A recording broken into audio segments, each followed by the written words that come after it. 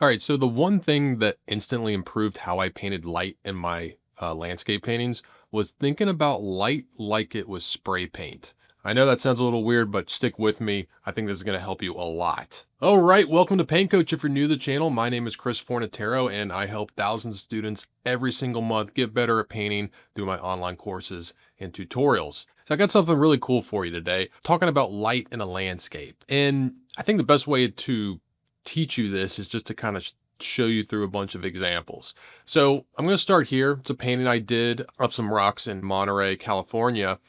And it's pretty clear to see, okay, the light is hitting these top parts of the rock and coming back to this idea of thinking about light like spray paint. If you think about it, this is like early in the morning, so the sun's not very high in the sky. So, if you imagine a can of spray paint here and it's spraying the light and it's hitting all right here, which is causing it to look lighter.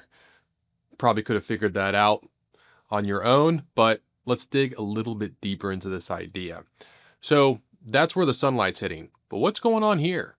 What light's hitting this? What's this blue? Why is it blue? Why is it there? Why is it not in there? This light is coming from the sky. Something to always remember when you're painting a landscape. If you're ever painting an area that's in shadow, like this is in the area that casts shadow, there was like a big, mountain or whatever over here. It's casting the shadow right here. So all of this is in shadow. Is that there is going to be light coming down from the blue sky. So the sky in this was not cloudy. It was a blue sky. So if you imagine the sky, that blue sky, it's like a big softbox light. If you ever seen when you got your photo taken in school and they have those lights with the big umbrellas to soften the light, that's what's happening with the sky, and it's, blue. So you're going to get a cooler light coming straight down. So remember our little can of spray paint. Gosh, that's horrible drawing for a guy that teaches painting on YouTube. Um, so this is spraying down, and it's spraying that bluish light. You can see it there. It's a lot cooler than, the sunlight.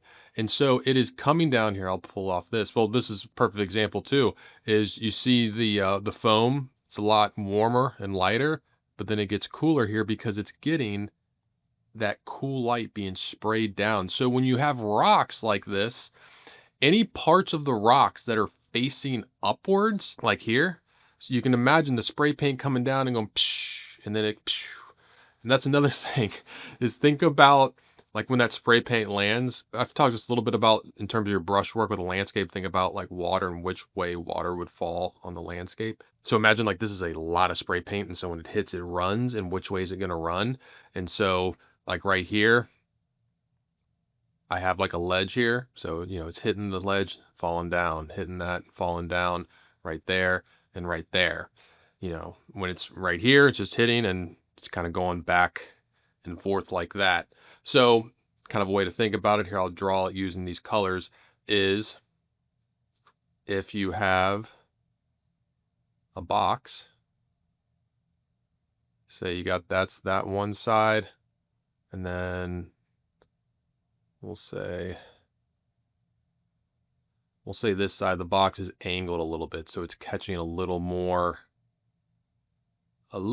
catching a little bit of the reflected light. It's catching a little bit more of the blue spray paint coming down, but then the top,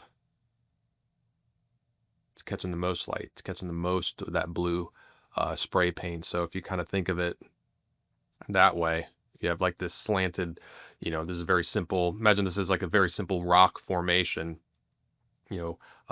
This part not catching much of the blue spray paint. This part catching a lot of the blue spray paint. This it's catching a little, not so much. Let's go to another example. I always like examples. I feel like the more examples, the better. What do we got here? Okay. Painting I did Thailand. This is a good one because so here the sunlight is like directly overhead. So think of it like the spray paint here. And this is very helpful to see in terms of brushwork. I always get people asking me about like brushwork, and here you can see a lot of the brushwork.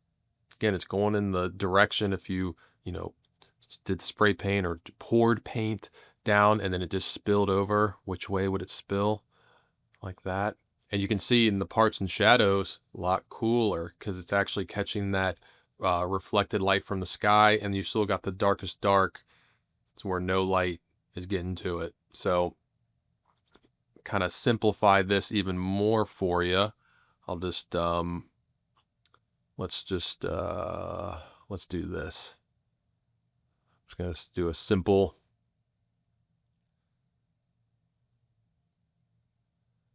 So this is just a thing of foliage. And then when it gets hit, when it, like, let's say this part, this is where it goes into the shadows. So it's got that cooler light on top, but they're still even darker on the sides here.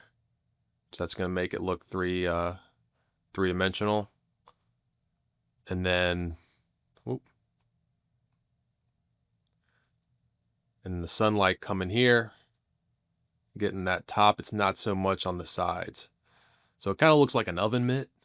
I don't know. I was just trying to show you like form and how form and the light, form and the shadow, and why it is cooler because the light source is technically changing.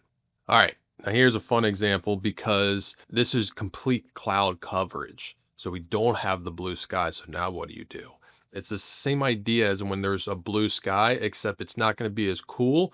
And the difference between light and dark, the contrast is not going to be as great. So kind of look at this rock right here. You can see it's a little cooler. Here, I'll grab it out so you can see. So that's like the top of the rock. I think I can pull a little bit lighter. And then you got some brown as you go deeper into the shadows. So kind of an easy way to look at it is this is your rock, one flat color at first, and then, whoop, starts catching a little more light. And the most is coming, it's still coming from the sky. It's just, it's cloud coverage now. And so it's not going to be as intense. It's not going to be as cool and blue as just straight blue sky. So then the top, it's going to be a little like this. Just knowing this concept and idea is going to help you see so much more in your reference photos when you're painting. It's going to make you rely less on them. You're going to be able to see it and kind of know what is going on. Let's go to another example here. Okay, this is similar. It's cloud coverage. So the contrast isn't that high, but you can see in these pine trees here, if I can pull this out, it's slightly cooler, a little grayer. It's not like super vibrant. It's not super, super cool like the rocks were in the first example. And then kind of got the midtone and then the dark accent. Same thing is happening here on the land. A lot of people miss this. A lot of people don't change values and give grass or just flat land like the volume. I always say kind of think of it like a pancake, because right here you see that's darker and then whoop, lighter on top. That way you can use it and give it some volume. You could probably go even maybe lighter. Yeah, right in there. But again, because it's cloud coverage, it's the contrast isn't going to be that great. I mean, just look at the difference between the light and the shadow. Like this isn't that big a difference in value. All right, let's do another example. Okay, the palm trees one. Now, this is interesting because like these palms right here, like the ones that are burnt and brown, in the sun, they look like this. So what do they look in the shadow? They look a lot cooler. They're slightly more purple because they're catching that cool light. Remember, blue sky, cool ambient light coming from above. Same thing is happening with these bushes under here. You can see I put like a little bit of light right there, but you can see this green. It's just a little cooler. Same thing with the grass here. When I put it in the shadows, I cooled it down a little bit because I know it's catching more reflected blue light from the sky. Let's go on to another example. Okay, the ships here. This is a great example with the whole spray paint and the direction. Is the light is coming from right here. So when I'm painting, uh, the light hitting the sail here, I'm keeping it strong here. And just like if you were standing here spraying spray paint, the higher you go on the sail, the less spray paint's going to reach there. So you can see up here, very little light, little more, and then the most. And it's also influencing my brushwork. I'm kind of like going like this because it's like, it's the underneath parts of the kind of sag of the sail that are going to be catching that spray paint or that light. Also this right here, like I kind of just, I didn't have to like really look at the reference at all for this because, and I actually think I did change the position of this light. I think it was in the front. So just knowing that the light's here, I can say, okay, imagine this is a can of spray paint and it's spraying. You can see that I just put a little bit on the backs and then it's only catching this part of the boat because that's where the spray paint would hit. It would not hit on the side of the boat there. And so just knowing that allows me to communicate this very simply. Like this is just like one simple brush mark. This is another, and this is another right there. So when you kind of know where the light's coming from, you're thinking of like spray paint. It's, when you have more knowledge, you can paint things more simply. If that makes sense. All right, there's another good example. By the way, all the paintings that you're seeing here are from full tutorials that I did for my online art school. I have over 200 tutorials of all different kind of subjects. I got a private online Facebook community of close to 1,000 members, great positive painting community. I release a new tutorial every single week. If you want to take your painting to the next level, you can try it free for 7 days. I'll put a link to that in the description of this video. All right, so this is a fun one. I went to Washington and took this outside of our Airbnb early in the morning. And again, this wasn't cloud coverage, but it was so early in the morning that the blue sky wasn't that light. And so, again, think about it like spray paint. The light coming down from that sky onto these trees was very subtle, but you can see there, I kept it only to the tops of the trees. Like when I was painting this, I really wasn't even looking at the reference because I was just like, all right, I know that it's gonna be coming down. It's gonna be lighter, but not that much lighter. Like there isn't that much light, but I know it's gonna be more on the top and then none on the bottom there. Now, another fun thing to do was this cabin. Now, it wasn't lit up in the photo. There were some, but I pretty much just made it up. And so I was like, all right, the spray paint, the light's coming out from this cabin. So it's going to come out and it's going to kind of probably hit these bushes right here. And then it's going to come and it's going to hit this tree trunk right here. And it's only going to hit the right side. It's only going to hit the underside of this tree here. So just putting that in there, it's also going to hit like the railing on the deck there. Doing that and putting that there, it's just really going to help sell that glowing effect just as much as, what you do and you paint in the actual light source itself.